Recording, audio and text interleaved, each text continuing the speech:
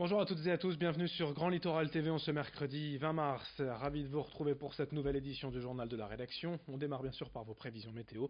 C'est la première journée du printemps. Aujourd'hui, malheureusement, le ciel devrait être couvert tout de même dans la journée. On a profité d'un peu de soleil et d'un peu de ciel bleu ce matin, mais rapidement quand même les nuages reprennent le dessus. Les éclaircies seront rares, les moments de ciel bleu par endroits localisés. Les perturbations nuageuses devraient dominer cette journée, mais sans précipitation tout de même.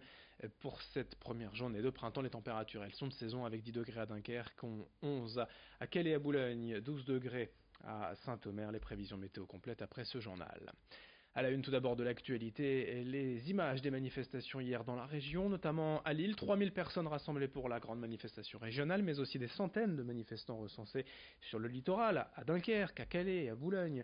Les syndicats, parfois rejoints par quelques gilets jaunes, avaient appelé à la mobilisation, notamment dans la fonction publique, pour demander la hausse des salaires, des pensions, des minima sociaux.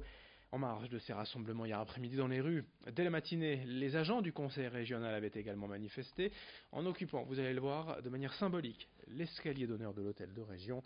Une action menée conjointement par 6 syndicats. Depuis plusieurs mois, l'intersyndicale dénonce en effet la réorganisation des services, responsable selon eux d'une dégradation des conditions de travail. Autre revendication, les 900 postes supprimés depuis 3 ans au conseil régional. Les syndicats regrettent surtout le manque de dialogue social de la part du président Xavier Bertrand, lequel les a reçus tout de même le 25 février dernier, sans permettre des avancées positives selon la secrétaire générale UNSA, interrogée à ce propos par Edil Gunaï.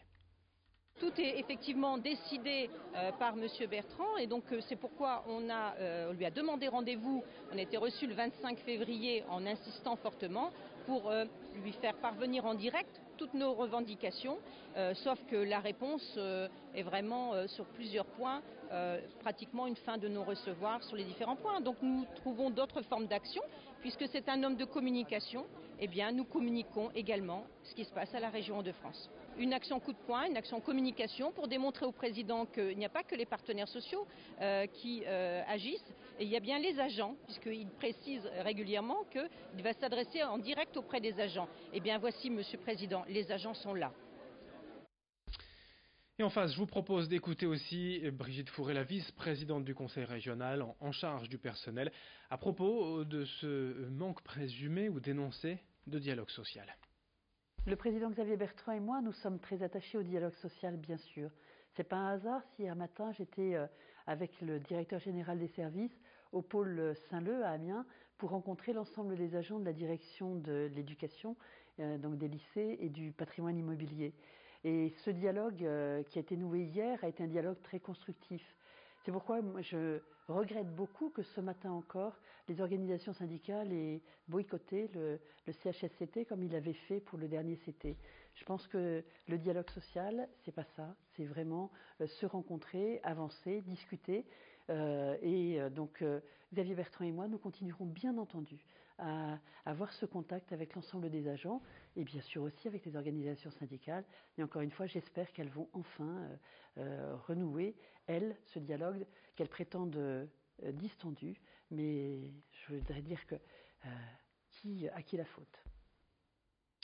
L'info en bref est également sur Grand Littoral TV après les premières réactions issues du projet de poulailler géant à Hoefkerk, près de Calais. Des riverains ont exprimé leur opposition lors d'une manifestation le 27 février dernier. Ils ont également envoyé 5 cahiers de doléances à la préfecture.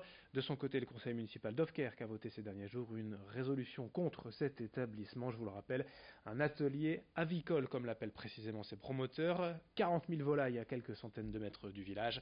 À l'arrivée, c'est le préfet qui décidera de toute façon ou non de l'ouverture de ce poulailler, même si le dossier vient d'être soumis à une consultation publique.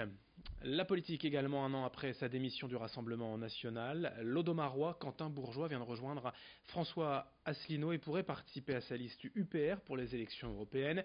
Selon lui, de plus en plus de membres du Rassemblement national seraient dubitatifs quant aux décisions du parti et de Marine Le Pen en tête.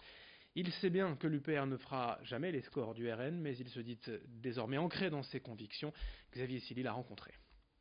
Pour moi, c'est essentiellement un changement de ligne, puisque donc après la présidentielle, Marine Le Pen a été très claire sur l'Union européenne, à savoir ne plus sortir et essayer de changer l'Europe. Et changer l'Europe, ça ne marche pas, puisque pour la changer, il faudrait l'unanimité des 27 pays. Moi, j'ai rencontré François Asselineau, je l'ai trouvé sincère dans ses choix politiques. C'est bien entendu la sortie de l'Union européenne. Et ensuite, donc, il y a un retour de ce qui a fait la grandeur de la France, à savoir une politique diplomatique qui est multilatérale. Ensuite, une reconstruction des services publics qui aujourd'hui sont vendus à la découpe, contraints par l'Union européenne. Donc voilà, c'est des thématiques qui me tiennent à cœur. Au sein du Rassemblement national aujourd'hui, il y a beaucoup de personnes qui se posent des questions. Beaucoup cherchent à faire changer les choses de l'intérieur et comme pour l'Union européenne, malheureusement, c'est très compliqué de faire bouger les lignes. Les européennes, il ne faut pas oublier que c'est un scrutin proportionnel à un seul tour. Donc c'est l'occasion de voter pour ses convictions et d'avoir éventuellement des élus qui nous représenteront efficacement.